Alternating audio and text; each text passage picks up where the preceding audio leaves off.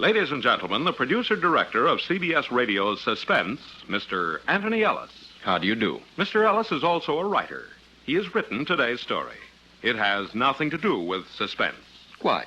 It's a romantic comedy we think you'll enjoy. And we've invited Mr. Ellis to tell you this unusual story himself. Thank you. Now, from Hollywood, Romance.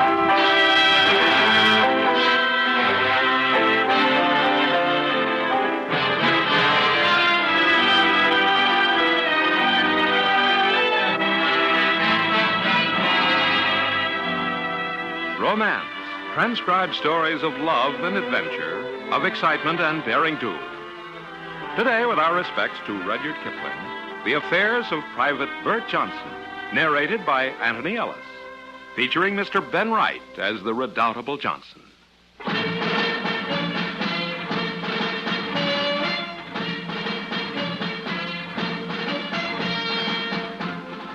His name was Bert Johnson, and he was born toward the close of the last century in the East End of London. When he was 10 years old, he was large for his age and a problem. His mother looked at him and said, "Bert, you're no good. You never was no good, you never will be no good. I'm tired of you mucking about all day long. Get out and get a job, you hear?" And his father, normally a mild-mannered and kindly man, looked over his newspaper and said, "Your mother's right, son." At the age of 10, Bert Johnson had very few choices of action. Therefore, he volunteered for the army. For some inexplicable reason, he was accepted and inducted as drummer boy. He remained in that capacity for the next 8 years until finally the sergeant major, a red and huge man with a thunderous voice, said to him, "Johnson, you're 18 years old. You're too old to beat the drums and you're too bloody stupid to be a soldier. But I'm paid by Her Majesty to make a soldier out of you. And that's what I'm ruddy well going to do. Dismissed."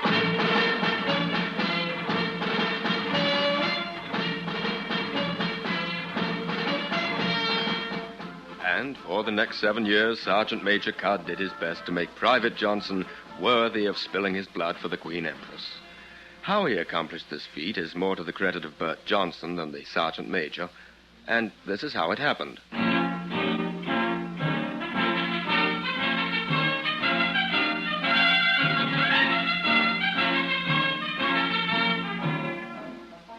The regiment was stationed at Peshawar, which is near to the Afghan frontier, and it happened that the colonel's daughter was spending a summer holiday with her father.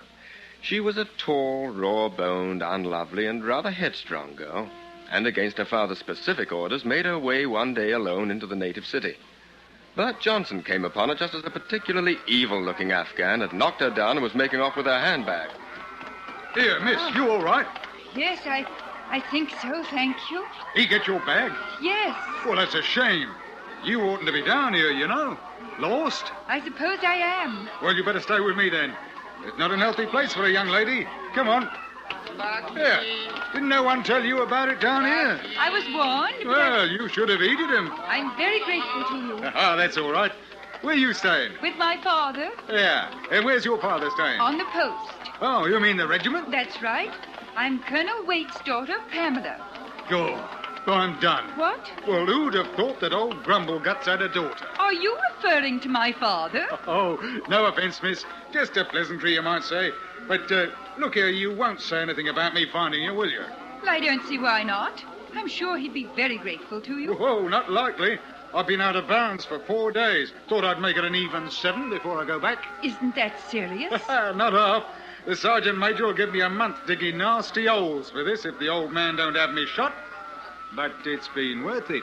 You mean to say you've been living down here among these people? In a manner of speaking, you might say yes. Oh, I think we'd better move on. There's some very odd-looking men over there watching us. Who? Oh, them? Well, there's a lot of them blokes buzzing about these days.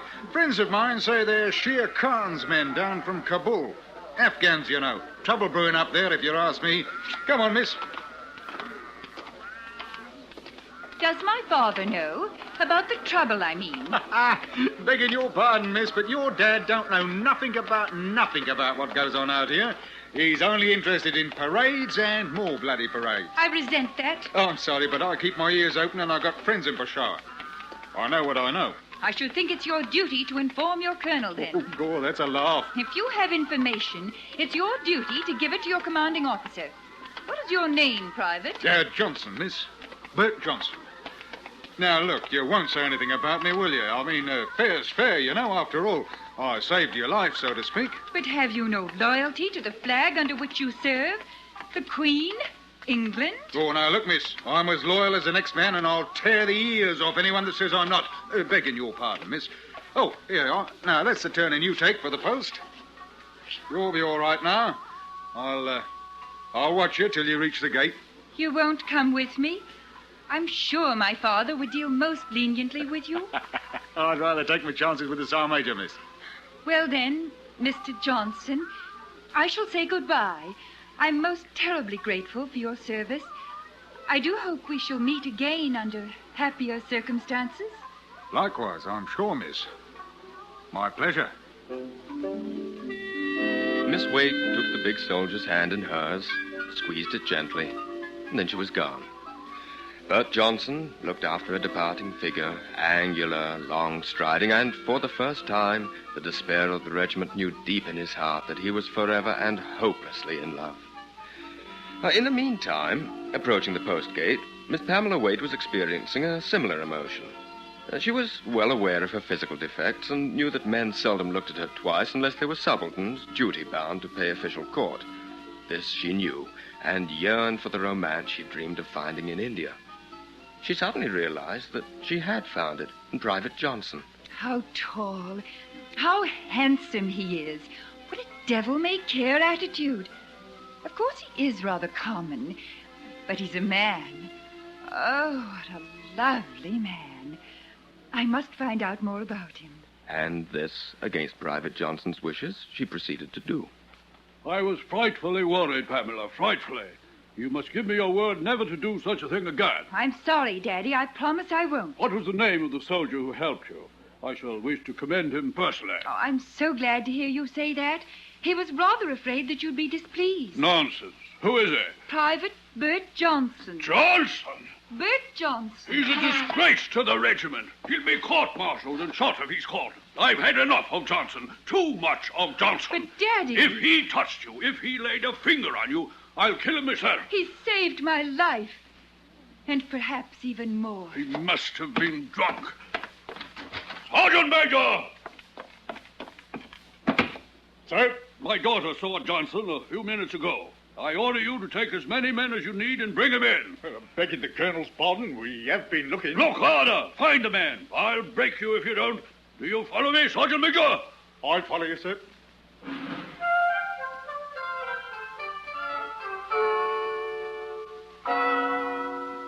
Now, it should be explained that the colonel was intensely proud of his regimental post. He was also proud of the Loving Cup, which he'd won 20 years earlier in a polo match in Dakar. Therefore, it is quite understandable that his fury was great when it was discovered that Private Bert Johnson had used the cup for purposes other than respectful admiration. This he had done on a bet 4 days earlier, won his bet, and disappeared with the winnings. Unfortunately, though, he'd been seen by the officer of the guard and, although not apprehended, reported to the colonel. Well, it wasn't until the end of the week that Private Johnson was seen again, and this only when he appeared at the guard post, red-eyed, dirty, and quite resigned to his fate. He was taken to the sergeant major. Johnson, you're under arrest. All right, old cock. That'll cost you 5 more days on bread and water, Johnson. Well, seeing as how the colonel's probably going to have me shot, don't make much difference, does it? I've had enough of your lip, Johnson. Prisoner escort, right then. Sergeant Major, before we go, I got a bit of news I picked up the colonel might want to hear. It's about Shere Khan. You shut your face, Johnson. I've had just about enough out of you. Too much. Think you can make a fool out of your regiment, don't you? Not much. Prisoner and escort, on the right, quick, march! Left, right, left, right, left, right.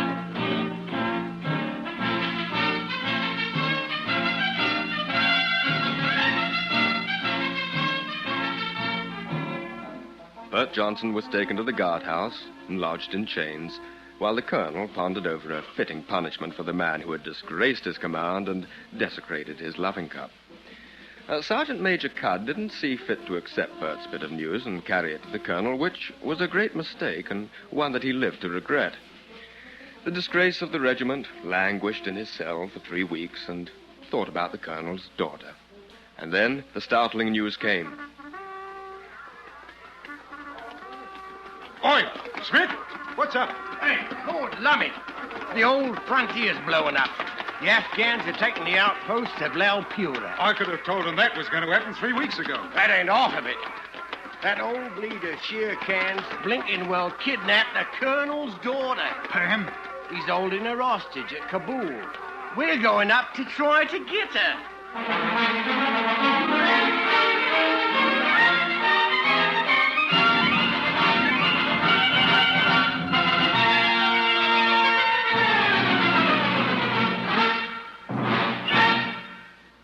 We'll return to romance in just a moment. Beyond a doubt, the nation faces a critical shortage of scientists and engineers. Young people deciding on the courses of their futures will do well to get the facts by writing now for the free folder titled After High School What? Write Box 40, Midtown Station, New York 18. Do it now. And now for the second act of Romance.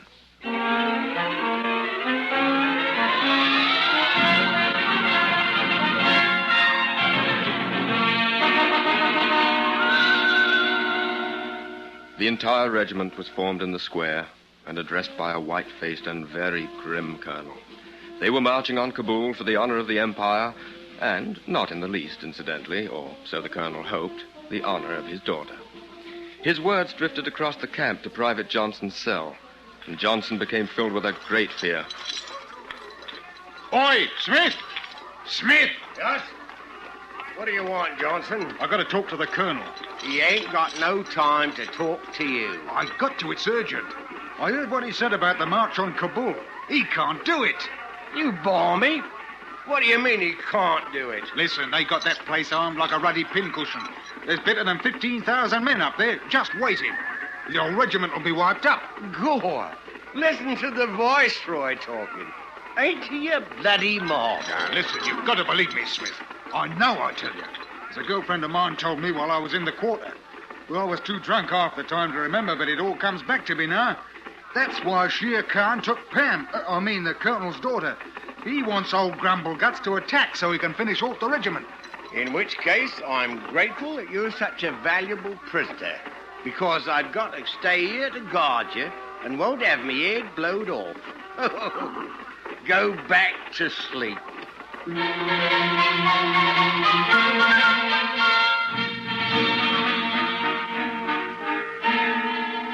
regiment marched, and they were joined by a company of Highlanders who were encamped nearby. They made a glorious sight and sound, and were most assuredly marching to their death. Oh, my stomach, my poor stomach. Oh, Smith, help! Help, I've got an attack. Help. Oh. Hey, what's the matter, Johnson? Oh, it's my stomach, Smith. Oh, the cramp, something awful. Stomach? Oh, I'm dying. Help me, will you? Ow. Oh. All right, now, wait a minute. Where's it hurt, chum? Here, right here. Well, now, let's have a look. I'm sorry I've got to do this, but it can't be helped. I've got to save that girl. Oh. Nobody saw Private Bert Johnson leave the guardhouse, and Corporal Smith wasn't awake to sound the alarm. Johnson took the opposite direction to that of the regiment and went straight into the heart of Peshawar. There he found an old friend with whom he'd spent many a happy and inebriated hour. The man's name was Ayub, and he held the big English soldier in love and reverence, possibly because several years earlier, Johnson had saved him from an irate mob bent upon skinning him alive. Let them go. They will be killed. Then they will not return, and you and I can spend all our days together. You have many friends in Peshawar. You are not like the other English. You should have been a Kashmiri. Well, I told you, Ayub, I'm in love with a girl. Her dad's gonna march right up to Kabul like a ruddy hero and get them all blown to blazes. Well, that's his lookout. But you know what them Afghans will do to the girl. I do not like fighting, my friend. If I do as you ask and guide you into Kabul, I may lose my life as well as you. Well, what do you want? You can't live forever, can you? But for you, I would not be alive today. All right, then. I owe you my life. All right. I would do anything for you, my friend, my soul. Ah, you're a sport, you are. But I will not come with you to Kabul. Well, rot your dirty eye, you call that friendship? We will have a drink. Some of your fine whiskey that you have stolen from the colonel. And you will forget the girl. Well, they drank for 2 hours, and at the end of it, Ayoub and Private Bert Johnson were on their way to Kabul. Johnson had shrouded his large frame in robes, darkened his face, and had become a reasonable, although outsized facsimile of a tribesman. Together, they rode, singing rude Afghan songs, and, giving the slow-moving regiment a wide berth, arrived 3 days later in a village a few miles from the stronghold of Kabul. Here they were welcomed by the armed advance guard of the Khan's army and given guns with which to defend the faith. It should be added that the scourge of the regiment, Private Johnson, had learned and spoke fluently 4 Indian dialects, including Afghan. After a little while, Ayoub went off to learn what he could about the colonel's daughter. Darkness fell, and Johnson was waiting at the edge of a campfire when Ayoub silently moved to his side. Hello. I thought you'd copped it. What did you find out? She is alive, well guarded. Unless the regiment surrenders, they are going to kill her. Shere Khan has sworn this. Well, not if I can help it. The soldiers should arrive by tomorrow night. They say they are moving at a forced march. We'd better get a move on, then. But it is death. Surely she will be guarded. And inside the palace. We can never get inside. Well, we can have a go at it. Come on. They stole out of the Afghan camp and made their way to Kabul. The city was seething with activity, and it was an easy matter to join the throngs undetected. Hundreds of tribesmen from the north and the west were riding in at every hour to join in the war against the invaders. At that moment, in the palace, Miss Pamela Waite was giving an unwilling audience to Shere Khan, her abductor. You alone can save your father and his regiment, Miss Waite. I give you another chance to change your mind. You can do your worst, Shere Khan. I shall not betray my people, even though it means my life. Oh, it will. You may rest assured of that. I shall inform the noble colonel of this, and at the first shot, your head will be removed and thrown before his feet. I am not in the least frightened. Is it not better to save your own life as well as your countrymen? If they surrender, I give you my word, not one will be harmed. Your word? A bandit? The word of a bandit? How very English of you. I have nothing more to say to you. May I go to sleep now? Of course. Good night.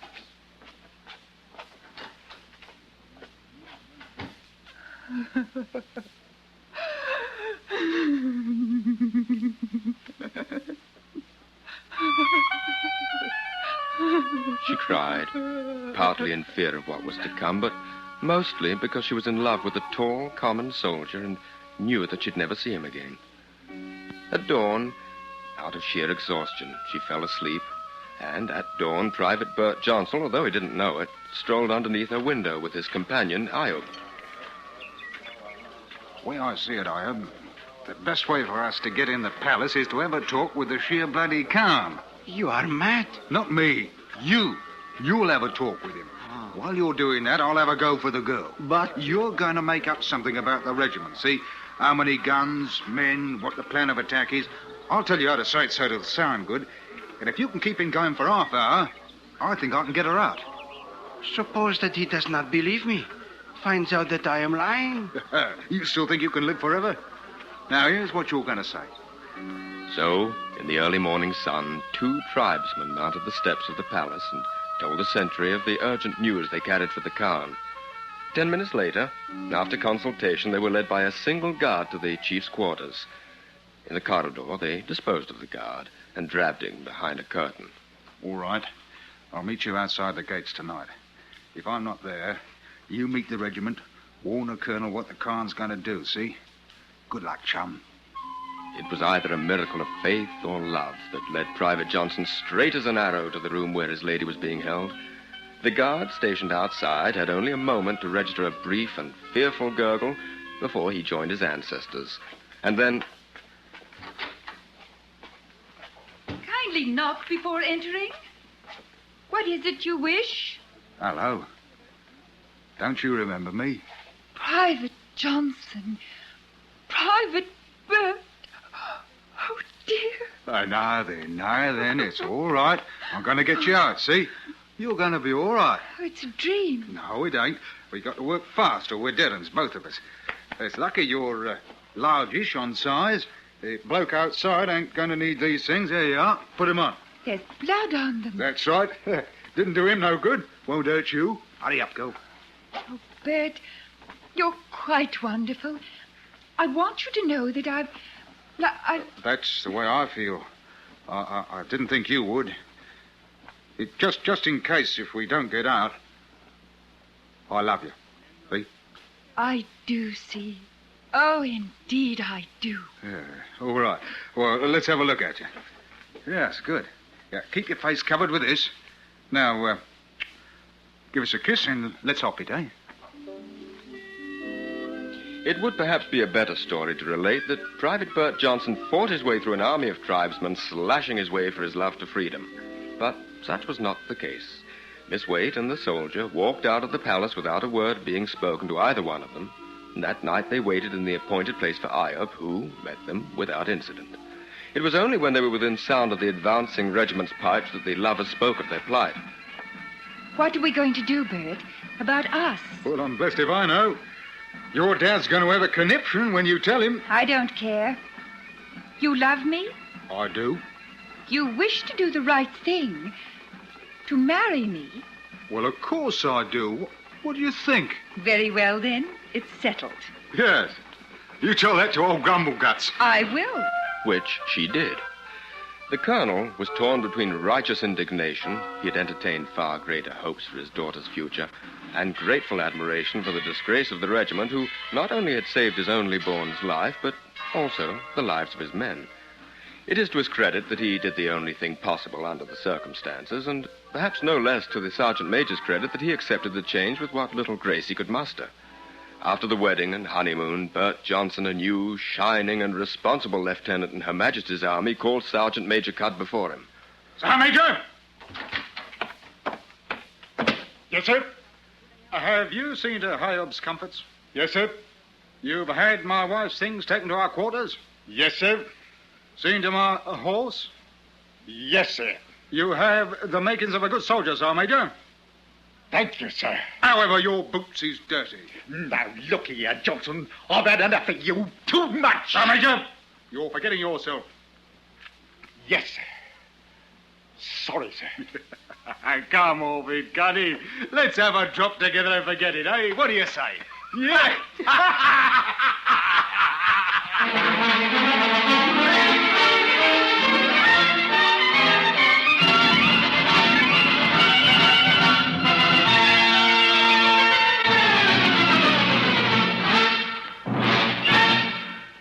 Romance is produced and directed by William Trug with editorial supervision by Het Mannheim. You have heard The Affairs of Private Bert Johnson, specially written and narrated for Romance by Anthony Ellis, featuring Ben Wright as Bert Johnson and Ellen Morgan as Pamela. Others in the cast were Herb Butterfield, Raymond Lawrence, Jack Crucian, Charlie Lung, Edgar Barrier, and Paula Winslow. This is Joe Walters inviting you to hear Romance, transcribed next week at this same time.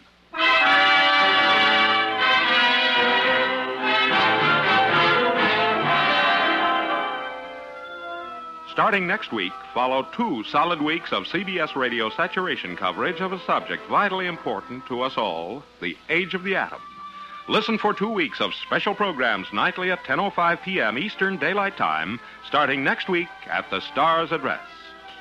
Stay tuned now for Gunsmoke, which follows immediately over most of these same stations.